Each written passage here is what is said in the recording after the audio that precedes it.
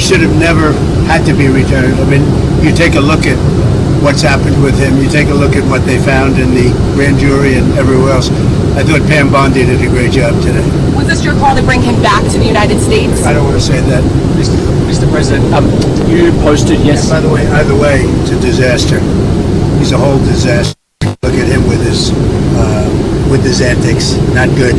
And for the Democrats who have backed him, this was not the man from Maryland. This wonderful father from Maryland. This is a pretty bad guy.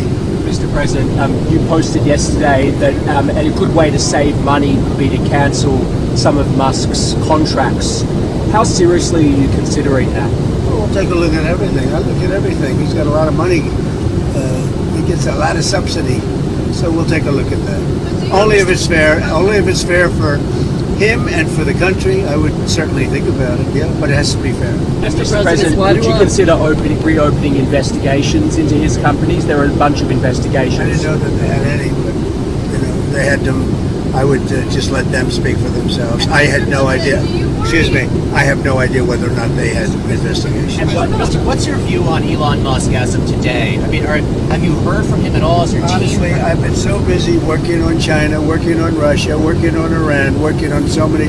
I'm not thinking about Elon. I just wish him well. On the China talk, sir, there's a meeting coming up with Secretary Bessent and Secretary London.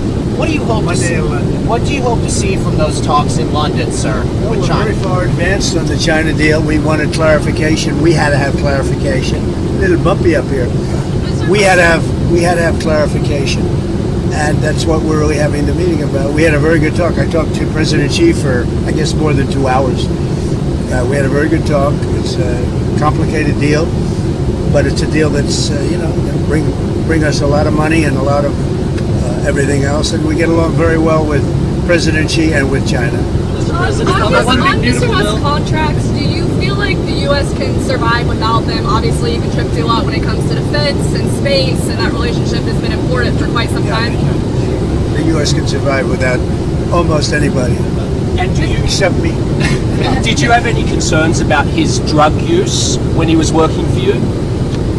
I don't want to comment on his drug use. I don't know. I don't know what his status is. I read an article in the New York Times. I thought it sounded very unfair to me. You said earlier today that Mr. Musk had a problem. What did you mean by that? And did you misjudge him by bringing? I don't want to talk about problems. I think that I think the United States had problems, and if you look at the numbers today, the numbers were unbelievable. The numbers were incredible.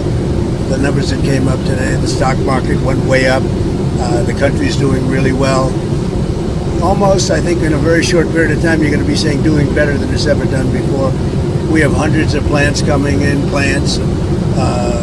lot of jobs are being created.